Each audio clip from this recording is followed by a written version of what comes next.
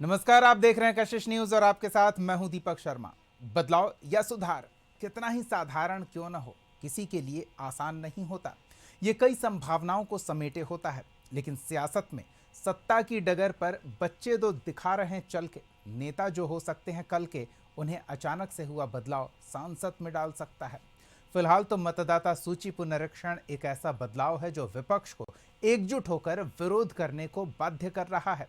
बदलाव की बात करें तो चाहे मोदी का आना हो या नोटबंदी होना, राम मंदिर या एक विधान एक प्रधान एक संविधान वाला सुधार, नोटबंदी हो या वोटबंदी, विपक्ष की तिलमिलाहट, तलखी, तेवर, तैश, तनाव, त्योरी चढ़ाना, तन जाना और भी न जाने क्या क्या भाव देखने को मिले। अब बिहार में मतदाता सूची पुनरीक्षण को विपक्ष वोटबंदी करार दे रहा है। आयोग से मिलकर समस्या बताई गई, प्रक्रिया से शिकवा लेकर अदालत पहुंचे तो सड़क पर उतरकर शक्ति प्रदर्शन कर दबाव बनाने को भी तैयार हैं। कहना है कि भ्रम में डालकर वोटरों के समूह को सूची से बाहर करने की साजिश सत्ता के इशारे पर की जा रही है, तो सत्ता पक्ष मतदाताओं को भ्रम में डालकर घुसपैठियों को बचाने का आरोप विपक्ष पर मढ़ रहा। ऐसे में सवाल तो पूछेंगे कि वोटर वेरिफिकेशन पर कौन भ्रम में है। सवाल का जवाब लेंगे, हमारे साथ कुछ मेहमान जुड़े हुए हैं, उनसे आपका परिचय करा दें। हमारे साथ आरजेडी की ओर से पार्टी का पक्ष रखने के लिए प्रमोद सिन्हा जी हैं, बीजेपी की ओर से पार्टी का पक्ष रखने के लिए प्रभात मालाकार जी हैं, माफ कीजिएगा, कांग्रेस की ओर से सौरभ सिन्हा जी हैं। आप तीनों का बहुत बहुत स्वागत है इस चर्चा में।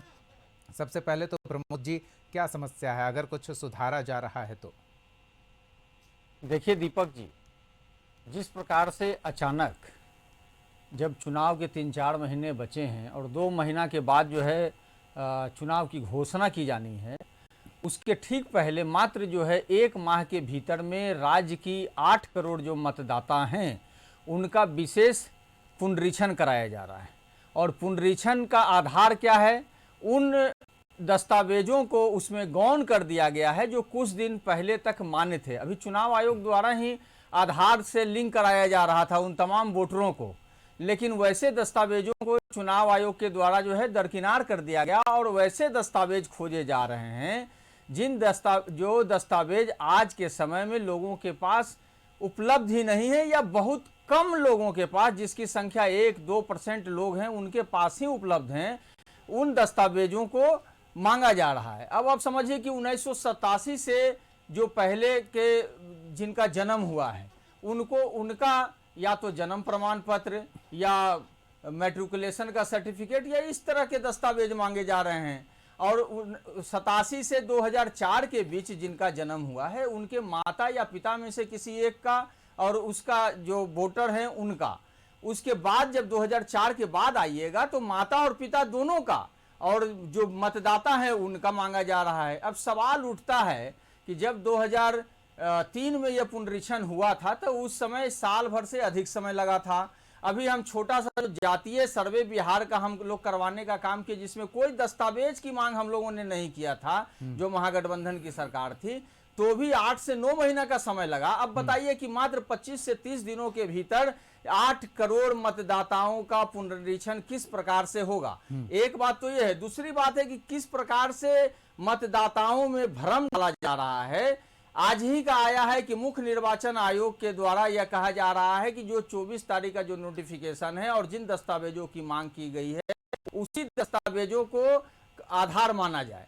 और कल एक पूरा जो है विज्ञापन आया था, आपके यहाँ भी पेपर आया होगा, उसमें पूरा एक विज्ञापन था और उसमें कहा गया था कि आप जो है फॉर्म भर के बीएलओ को जमा कर दें, चाहे आपके पास दस्तावेज हो अथवा न हो। अगर जो ईआरओ हैं, ईआरओ बाद में आपसे दस्तावेज की मांग करेंगे और दस्तावेज अगर नहीं है तो अगल बगल के लोगों से ये जानकारी लेंगे कि आप यहाँ के वैध मतदाता हैं कि नहीं है। तो इस प्रकार की बातें आई, लेकिन आज तो मुख्य निर्वाचन आयोग के द्वारा कह दिया गया, तो ये जो उपाबोह की स्थिति, जो भ्रम की स्थिति भी मतदाताओं के बीच में ये लोग डालने का काम कर रहे हैं। चुनाव नजदीक है, चुनाव सर पर है और इस प्रकार का क्रियाकलाप किया जा रहा है, तो हम विपक्ष में हैं, हम विपक्ष के नाते अपनी भूमिका का निर्वहन तो करेंगे। हमारी चिंता वोटों की नहीं है, हमारी चिंता वोटरों की है। वो वोटर कोई भी हो, वोटर कोई भी हो, मतदाता सूची से उन्हें बाहर न किया जाए, ये एक प्रधान समस्या है जिसे लेकर सब लोग चिंता व्यक्त कर रहे हैं। सौरभ जी, आप बताएंगे इस स्थिति पर, भ्रम में कोई है क्या वाकई, या फिर सब कुछ स्पष्ट है कि क्या हो रहा है और क्या होगा? देखिए, सबसे बड़ी बात ये है दीपक जी कि आज तक जो भारत सरकार ने जितने भी बिल लाए या जितनी भी परियोजनाएं लाई, खासकर नोटबंदी के समय भी बोला गया था कि आतंकवाद खत्म हो जाएगा, उसकी कमर टूट जाएगी और कई बातें बोली गई थी। मैं उसको ही लिंक करता हूँ चुनाव आयोग की बात से। आप देखिए कि चुनाव आयोग ने जनवरी में ये घोषणा किया कि उनका पूरा पुनरीक्षण काम जो है हो गया है और फाइनल जो है रोल, वो एपिक रोल जो है रेडी है। और अचानक जो है चुनाव के पहले जो सर्वे आया कि महागठबंधन बहुत आगे है एनडीए अलायंस से, उसके बाद कुछ दिन के बाद जो है इन लोगों का एक अलग खेल शुरू होता है और इसमें जो है चुनाव आयोग डायरेक्ट आता है। ये अगर आप आरोप मान सकते हैं तो हाँ, आरोप भी हम लोग लगा रहे हैं इस चीज को कि चुनाव आयोग जो है वो सामने आता है और बोलता है कि भाई हम 25 दिनों के अंदर में पूर्ण निरीक्षण करेंगे, पूरे के पूरे जो कितने वोटर है और कितने वोटर को काटना है। इसी तरह का खेल जो है एक तरह से हुआ था महाराष्ट्र में। महाराष्ट्र इसका एग्जाम्पल इसलिए है कि महाराष्ट्र में जब वोटों की संख्या बढ़ी और जिस तरीके से बढ़ाई गई, कई विधानसभा में एक ही घर में जो है 7-7 हजार वोटर की संख्या बढ़ गई। तो जब एलओपी जो है वो लगातार उसकी मांग कर रहे थे, माननीय राहुल गांधी जी, कि भाई आप मुझे उसका दस्तावेज दीजिए कि एक घर में 7,000 लोग कैसे बढ़ सकते हैं। एक नहीं, दो नहीं, चार नहीं, 10-10 चिट्ठियां उन्होंने लिखी, प्रेस कॉन्फ्रेंस किए और आयोग से गुहार लगाया कि मुझे उसका डेटा दीजिए। लेकिन आयोग ने उनका आज तक कोई जवाब नहीं दिया, कोई डेटा नहीं दिया। एक जो है छोटा सा उन्होंने पत्र लिखा कि आप आइए, हम आपको उपलब्ध करवाएंगे। लेकिन हम लोग का डिमांड था कि पूरी तरह से आप पूरे के पूरे महाराष्ट्र के सभी बूथों का सारा डिटेल हमको उपलब्ध करवाइए। जो चुनाव आयोग दीपक जी वोट पड़ने के 24 घंटे के बाद भी जो है पूरी की पूरी ये नहीं बता पाती है कि कितने परसेंटेज ऑफ वोट बढ़े। एक सप्ताह से 10 दिन वो लेता है पूरा बताने में और उसमें 7 से 8%, 10% जो है डेटा बढ़ जाता है कि भाई आप आज बता रहे हैं कि 64% मतदान हुआ है, कल होकर के बता रहे हैं कि 66% मतदान हुआ है और 7 दिन के बाद आप बता रहे हैं कि 70-72% मतदान हो गया है। तो जो चुनाव आयोग एक सप्ताह और 10 दिन में जाकर के रिपोर्ट बताता है, जबकि आज हम दम भरते हैं डिजिटल इंडिया की और हम बात करते हैं कि हम ई गवर्नेंस की, जब वहां पर चुनाव आयोग सक्षम है डेटा देने में, तो आप ये बताइए कि 25 दिनों के अंदर में 8 करोड़ लोगों का सर्वे कैसे कर सकता है। ये एक सबसे बड़ी चिंता। बस 30 सेकंड का इसमें लेना चाहूंगा कि जब इंडिया अलायंस के लोग सारे जितने रिसर्च नेतृत्व हैं हमारे इंडिया अलायंस के, जब दिल्ली में मुख्य चुनाव आयोग से मिलने के लिए गए थे तो उन्होंने स्पष्ट तौर पर कहा था कि 20% लोगों का नाम कटना तय है। तो ये बताइए कि ये पहले से डिटरमाइन कैसे है कि 20% लोगों के पास जो है दस्तावेज नहीं है। इसका मतलब यह है कि कहीं ना कहीं दाल पूरी तरह से काली है। चलिए, दाल पूरी तरह से काली है, भ्रम की स्थिति में डाला जा रहा है, स्थिति स्पष्ट नहीं की जा रही है प्रभात जी, और ये सब कुछ हो रहा है सत्ता के संरक्षण में। दीपक जी, सबसे पहले तो आपको मैं याद दिला देना चाहता हूं कि 2024 का लोकसभा चुनाव का जैसे ही खत्म हुआ लोकसभा चुनाव रिजल्ट आए, उसके बाद यही राष्ट्रीय जनता दल ने आरोप क्या लगाया कि पुनरीक्षण होना चाहिए, कई वोटर जो है तो डुप्लीकेट हैं, कई अपात्र हैं। तो अब जब पुनरीक्षण हो रहा है तो इनको पेट में दर्द क्यों हो रहा है? पहला बात। आ रहे प्रमोद जी। दूसरा चीज क्या है कि यह कह रहे हैं महाराष्ट्र वाली बात, जब चुनाव आयोग ने इनको बुलाया तो चुनाव आयोग के पास ये क्यों नहीं गए? आप बताइए, एक देश में जिस प्रकार से 2 निशान 2 विधान नहीं चलेगा, उसी तरह से बिहार में और पूरे देश में फर्जी मतदान भी नहीं चलेगा। पहली बात। दूसरी बात कि पुनरीक्षण अगर हो रहा है तो बीएलओ है वहां हर बूथ पे, आप बीएलओ को नहीं मानिएगा, उसको चुनाव आयोग और सत्ता का लोग मानिएगा। आपके BLA 1 और BLA 2 तो है, वो क्या कर रहे हैं? BLA 1 और BLA 2 का काम है कि उस बूथ पे कौन वोटर सही है, कौन वोटर गलत है। आखिर पेट में दर्द क्यों हो रहा है? तेजस्वी यादव कभी एनआरसी का आलाप करने लगते हैं। अरे उत्तराखंड में अगर लागू हो गया तो किसके मतदान का अधिकार छीन लिया गया, किसको देश से निकाल दिया गया, किसको उत्तराखंड से निकाल दिया गया? तो ये लोग भ्रम करके जहां चुनाव ये जीतते, हिमाचल में चुनाव जीतते हैं तो चुनाव आयोग सही होता है, ईवीएम सही होता है। पंजाब में चुनाव जीतते हैं तो ईवीएम सही होता है, चुनाव आयोग सही होता है। और वही जब इनको दिल्ली हारते हैं तो ईवीएम गलत, चुनाव आयोग फर्जी। जब यह क्या बोलते हैं महाराष्ट्र हारते हैं तो चुनाव आयोग गलत, ईवीएम फर्जी। तो ये आखिर बताएं ना, इनको तो पहले ही ये लोग सिलेंडर के मोड में है, पहले ही ये लोग हार स्वीकार कर चुके हैं कि अरे ये बिहार अब लालटेन के युग में नहीं है, एलईडी के युग में है। और तय समय पे चुनाव आयोग सारे काम, यहाँ लोग चांद पे पहुंच रहा है, दूसरे अंतरिक्ष यात्री चांद पे चले गए, वहां का एक एक पल का रिपोर्ट आ रहा है, ये करे कि समय पे नहीं होगा। इसकी चिंता चुनाव आयोग को है कि आपको? अरे आपको तो नहीं, चुनाव आयोग चिंतित नहीं है, इसलिए ये विशेष रूप से चिंता जता रहा है। प्रभात जी, एक चीज और बताइए। पूरी तरह से चिंतित है, और चुनाव आयोग पूरी तरह से स्वायत्त इकाई है, स्वतंत्र इकाई है, और चुनाव आयोग ने स्पष्ट कह दिया है कि एक भी फर्जी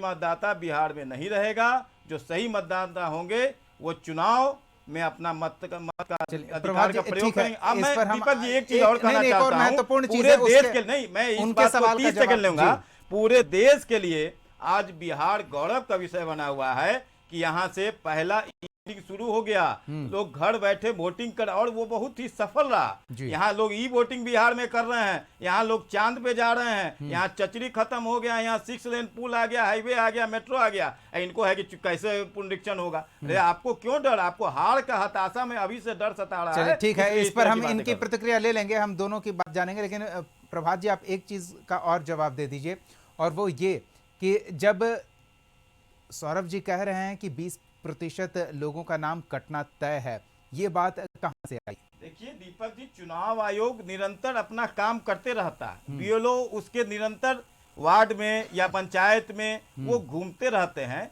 और उनको ये अंदेशा लग जाता है कि आगे क्या हो सकता है और क्या सही है क्या गलत है। मतलब मैं इसका एक उदाहरण देता हूं। हम ये मानकर चले ना कि लोकसभा चुनाव में 20% गलत मतदाता शामिल थे लिस्ट में। उसका लाभ किसको मिला? इंडी गठबंधन को मिला होगा, भाजपा को भी तो मिला है ना। क्यों? ये मैं एक उदाहरण दे रहा हूँ। पहलगाम की घटना हुई, क्या दीपक जी आप हो सकता है जानते हो या नहीं जानते? मैं तो नहीं जानता था कि इतने पाकिस्तानी भारत में रह रहे हैं, यहाँ हर चूहे के बिल से चूहा निकल रहा है। आप इतने पाकिस्तानी भारत में रह रहे थे, ये किसी ने जानता था कि बांग्लादेश के रास्ते रोहिंग्या और बांग्लादेशी को बिहार में वोट का अधिकार नहीं मिलेगा। बांग्लादेशी और रोहिंग्या को फायदा करने के लिए 11 साल से केंद्र में इनकी सरकार है, और ये बोल रहे हैं कि तो 2024 में आप लोगों ने कहा आरोप लगाया था, आपकी तो मांग तो पूरी हो रही है। ठीक है, एक महत्वपूर्ण सवाल। ठीक है प्रभात जी, आपने बात रख दी ना। ठीक है सौरभ जी, सौरभ जी एक सेकंड। नहीं प्रभात जी, हम डिबेट को दूसरी तरफ ना ले जाएं तो अच्छा है, हम दूसरी तरफ ना जाए तो अच्छा है। हो गया? नहीं प्रभात जी, हो गया। सौरभ जी हो गया। सौरभ जी, हम दूसरी दिशा में ना जाएं तो बेहतर है, उस पर कभी और हम चर्चा कर लेंगे। हम आपसे ये सुनना चाह रहे हैं, जो प्रभात जी आरोप लगा रहे हैं कि मीडिया में आप खड़े होकर निर्वाचन आयोग के खिलाफ बोलते हैं, जब निर्वाचन आयोग आपको बुलाता है तो आप अपनी शिकायत लेकर वहां नहीं पहुंचते हैं कि इतने वोटर ज्यादा हो गए, आपने ये डाटा नहीं दिया, वो डाटा नहीं दिया। तो ये मीडिया में दिखा रहे हैं और निर्वाचन आयोग बुला रहा है तो वहां नहीं जा रहे हैं, इस पर क्या कहेंगे? प्रभात जी का आरोप है ये। दीपक जी, सबसे पहली बात ये है, वो मैं जवाब आपको दूंगा, लेकिन उससे पहले जो प्रभात जी का कुछ और सवाल था उसका मैं जवाब नहीं, उनका सवाल छोड़िए ना, आप मेरे सवाल का जवाब दीजिए। वो सवाल चर्चा से इतर है, चर्चा से इतर है, उस पर नहीं। पहले सभी पार्टी, जितने भी पार्टी बिहार में है, उनके जिला अध्यक्षों को निर्वाचन आयोग ने 2 दिन के वर्कशॉप के लिए बुलाया था। अगर चुनाव आयोग का मनसा साफ होता तो जिला अध्यक्षों को ये बोल सकता था चुनाव आयोग कि हम लोग बहुत जल्दी पुनरीक्षण शुरू करने वाले हैं, आपके यहाँ जितने भी बीएलए आपने बनाए हैं, BLA 1 BLA 2 जितने सबकी लिस्ट दे दीजिए, आप जो है हमारे साथ आकर के हमारे बीएलओ को मदद कीजिए, और ताकि हम लोग उस चीज को काम करें। लेकिन चुनाव आयोग ने ऐसी कोई घोषणा नहीं की। और जब चुनाव आयोग जो है खुद ये बोलता है कि 20% लोग कट जाएंगे, दीपक जी वो छोड़ दीजिए, मैं भी बोल सकता हूं, और मेरे पास ये प्रूफ भी है कि मेरे पास खुद जन्म प्रमाण पत्र नहीं है। दीपक जी आप भी, मैं क्योंकि आप पत्रकार हैं तो मैं सीधे सीधे आपको नहीं बोल सकता हूं, लेकिन जन्म आप, मुझे भी यकीन है कि अगर आप 80-85 वाले अगर होंगे तो आपके पास भी जन्म प्रमाण पत्र नहीं होगा, और माता पिता तो बहुत दूर की बात है। ये सरकार का आंकड़ा कहता है कि मात्र पूरे बिहार में 10 से 12% लोगों के पास जो है ये दस्तावेज है, जन्म प्रमाण पत्र। 20% ही मान लेते हैं, फिर भी 80% तो उससे बाहर हो गए। बात कर रहे हैं जमीन का रसीद। आप ये बताइए कि जब बिहार सरकार ये खुद बोलती है कि बिहार में 60% ऐसी आबादी है जो भूमिहीन है, और खास करके दलित और दलित 80% ऐसे लोग हैं जिनके पास भूमि नहीं है, और ये बात करते हैं जमीन की रसीद का। तो दलितों को, पिछड़ों को और आदिवासियों को और अल्पसंख्यकों को ये बस वहां से नाम काट करके उनको वोटिंग राइट्स उनका छीनना चाहते हैं। और ये चिंता का विषय नहीं, हम ये जान लेंगे। मेरे पास एक क्लिप भी है वो हम सुन लेंगे ना, जिसमें डीएम खुद बोल रहे हैं और बीएलओ खुद बोल रहे हैं कि एनआरसी की ये प्रक्रिया चल रही है, अगर आपका नाम नहीं इसमें आता, डीएम और एसपी क्या तेजस्वी यादव बोल रहे हैं तो वो कुछ समझ के बोल रहे होंगे। नहीं प्रभात जी उस पर नहीं, प्रभात जी ऐसे नहीं, प्यारो होता है। ठीक है सौरभ जी, एक सेकंड प्रभात जी, सौरभ जी अपनी बात रख रहे तो आपने उन्हें टोका, ये कहते हुए इन्होंने जब पूछा कि जब जिलाध्यक्षों की बैठक हो रही थी पार्टी के, तो उस समय निर्वाचन आयोग ने क्यों नहीं ये कहा कि जो लिस्ट 1 के लोग हैं, BLA 2 हैं, BLA 1 हैं, उनके बारे में जानकारी साझा की जाए। आपने क्या कहा? निश्चित तौर पर क्यों नहीं ये इनकी मंशा होगी कि रोहिंग्या बांग्लादेशी कैसे वोटर दे देंगे। नहीं तो उसमें कैसे वोटर बने आपको, और इस पे लेके जाएंगे, लेकिन ये नहीं बोलेंगे कि 11 साल से चुनाव आयोग सरकार है, चुनाव गृह आयोग मंत्री नकारा, गृह मंत्री जो है चुनाव आयोग वो बॉर्डर का रिस्पॉन्सिबल होता है। गृह मंत्री जो है पूरी तरह से फेल है, उनको सिर्फ एक ही चीज आता है, चुनाव करवाना, दूसरों को गाली ठीक है, देना और मजाक उस पर कभी हम बात करेंगे तो हम विशेष बात कर लेंगे। लेकिन कांग्रेस सरकार के, कांग्रेस के जो गृह मंत्री थे वो कहते हैं, नहीं ठीक है प्रभात जी, नहीं हम दूसरी तरफ ना जाए तो बेहतर है। ठीक है, मानसिकता की बात हो गई, हो गया सौरभ जी हो गया, आपने सीमाओं की बात कर ली तो कांग्रेस प्रभात जी मंत्री होता है, हो गया प्रभात जी, प्रमोद जी के पास चलेंगे। लेकिन बॉर्डर की बात हुई है तो ये भी बार बार कहा जाता रहा है कि जब कांग्रेस की सरकार रही है, कांग्रेस के गृह मंत्री ये कहा करते थे कि हम सीमाई क्षेत्रों का विकास इसलिए नहीं करेंगे क्योंकि वहां आवागमन बढ़ जाएगा। नहीं ठीक है, जो है पद छोड़ना प्रमोद जी, इनके प्रमोद जी ऐसे है, ये जो चिंता का विषय है कि आप लोग का सहयोग मिलना चाहिए था, सहयोग नहीं मिल रहा है। प्रमोद जी आवाज नहीं आ रही, एक सेकंड सौरभ जी, प्रमोद जी, सहयोग के बजाय सवाल क्यों? आप सहयोग भी तो कर सकते हैं प्रक्रिया में। देखिए दीपक जी, आपने सही सवाल उठाने का काम किया है। आज हम बिहार में, और बिहार की 73% जो आबादी है वो बाढ़ग्रस्त क्षेत्र है, ये आपको भी पता है। और यहाँ मानसून बाद में आता है, लेकिन पानी जो है वो पहले प्रवेश करता है। और जितना सीमांचल और कोसी और ये सब जो क्षेत्र है, जो मिथिलांचल है, वहाँ बाढ़ जो है प्रवेश कर जाता है। और अभी मानसून का समय है। क्या आप मानते हैं, एक पत्रकार के नाते आप बताइए, क्या मानते हैं यह समय उपयुक्त है? पहली बात। दूसरी बात, ऑफिशियल डाटा है कि 2,90,00,000 जो लोग हैं बिहार के, वो दूसरे राज्यों में हैं, वो अपना जीवन गुजर बसर करने के लिए दूसरे राज्यों में हैं। तो ये आप बताइए कि वो वहां से यहाँ आ करके किस प्रकार से अपना दस्तावेज देने का काम करेंगे। ये एक सेकंड, इनका हम एक नहीं हाँ, यही मैं बोलने जा रहा था। नहीं प्रमोद जी, यही ऑनलाइन की ही बात करेंगे, बिल्कुल। लेकिन जो दस्तावेज चाहिए, क्या वो वहाँ अब तो विज्ञापन दिया गया ना सोशल में, नहीं दस्तावेज उसका मोबाइल में रहता है। देखिए बिल्कुल, अरे ये आपके पास है, आप सौरभ जी, जन्म पे और जमीन पर हटके, अरे उसके अलावा भी तो कई प्रमाण पत्र है। बताइए, माता पिता अगर 2003 में आपका वोटर है तो आपको डर कैसा लग रहा है? ये लोग हार की हताशा से डर गए हैं, इसलिए आयोग पे ये लोग बेबुनियाद आरोप लगा रहे हैं। जी, लेकिन भारतीय जनता पार्टी के प्रवक्ता चुनाव आयोग के प्रवक्ता के रूप में जवाब देने का काम करते हैं। प्रमोद जी एक सेकंड, नहीं एक सेकंड, जो भी आपको याद है उसका भारतीय जनता पार्टी निश्चित तौर पर उसके लिए बोले। ठीक है प्रभात जी, नहीं आप मतदाताओं की चिंता करते हैं, और नहीं आरजेडी मतदाताओं की चिंता करती है, कांग्रेस मतदाताओं की चिंता करती है, बीजेपी को भी अपनी मतदाताओं की कुछ ना कुछ चिंता होगी ही। और कभी एक बार जब डिजिटल हम हो रहे थे, डिजिटलाइज पेमेंट व्यवस्था हो रही थी, तो उस समय एक नेता ने कहा था कि कौन करेगा, किसके पास मोबाइल है, किसके पास इंटरनेट है। और आज हम दुनिया में सबसे ज़्यादा डिजिटल ट्रांजैक्शन कर रहे हैं, तो ऐसे में इस पर सवाल खड़े करना कि हमारे मोबाइल में वो चीज़ें नहीं होंगी, ये तो थोड़ा हास्यास्पद लगता है और थोड़ा बचकाना बयान लगता है। क्या कहेंगे प्रमोद जी? नहीं, मैंने तो कहा कि यहाँ पर बैठे हुए हैं भारतीय जनता पार्टी के प्रवक्ता, क्या इनका जन्म प्रमाण पत्र इनके मोबाइल में है? आपको ये बार बार कह रहे हैं कि आप जन्म प्रमाण पत्र पर ही अटक गए हैं। 11 दस्तावेज हैं। नहीं, जो डाटा जो मांग रहे हैं, जो जैसे देखिए आधार हो गया, पैन कार्ड हो गया, वो क्यों मांग ही नहीं रहे, वो मांग ही नहीं रहे। उसके बाद खुद जो वोटर कार्ड है वो मांग ही नहीं रहे, जो चुनाव आयोग के द्वारा उसी में तो सुधार करना है, उसकी भी मांग नहीं की जा रही है। उसी को तो सुधारना है, जिसको सुधारना है उसे हम डॉक्यूमेंट कैसे मान लेंगे बताइए? आधार को आप लिंक करा रहे थे तो आपकी मंशा क्या थी लिंक कराने का? फिर क्या उद्देश्य था? शायद उसी समय कुछ मिला होगा, वो बताया जाएगा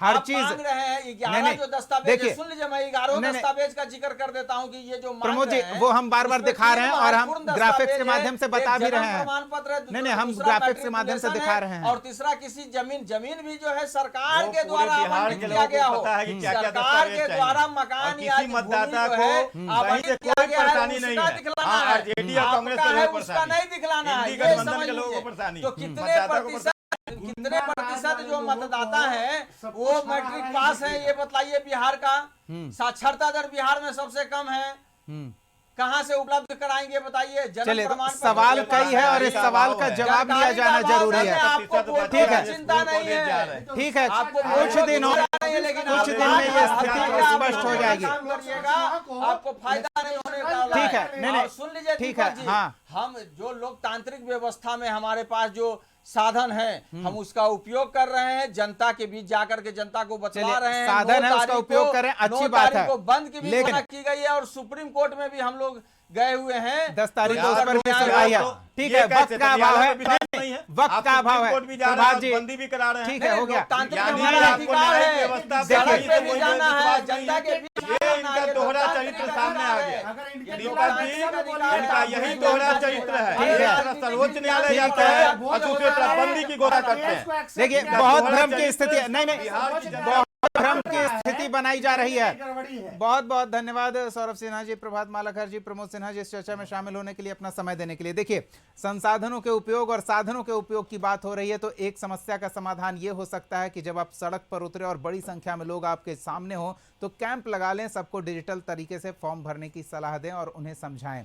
ये एक तरीका हो सकता है। दूसरा तरीका ये हो सकता है, भ्रम की स्थिति से बचने के लिए निर्वाचन आयोग के आधिकारिक वेबसाइट पर आप अपडेट जानकारी लेते रहें। उनके विभिन्न सोशल मीडिया प्लेटफॉर्म पर अपडेट जानकारी दी जा रही है और परेशान होने की कोई बात नहीं है। बीएलओ आपके घर आएंगे, आपसे जानकारी लेंगे। आप ऑनलाइन भी इन प्रक्रियाओं में जुड़ सकते हैं। और अगर फिर भी आपको संदेह है कि कहीं आपका नाम कट ना जाए, तो आप नज़दीकी अधिकारी से मिलें या फिर अपने पार्टी के कार्यकर्ताओं से मुलाकात करें, वो आपका सहयोग करेंगे। जो वोट देने के दिन आपका नाम वोटर लिस्ट में कहाँ है और वो पर्ची काट कर जो आप तक पहुंचाते थे, वो आपके काम आएंगे, तो आप उनसे भी सलाह मशवरा कर सकते हैं। भ्रम की स्थिति में ना रहें, अपडेट जानकारी वेरीफाइड प्लेटफॉर्म पर लेते रहें और हम आप तक वो तमाम जानकारी पहुंचा भी रहे। अगले एपिसोड में एक और सवाल के साथ फिर मौजूद रहेंगे। तब तक के लिए देखते रहिए कशिश न्यूज़।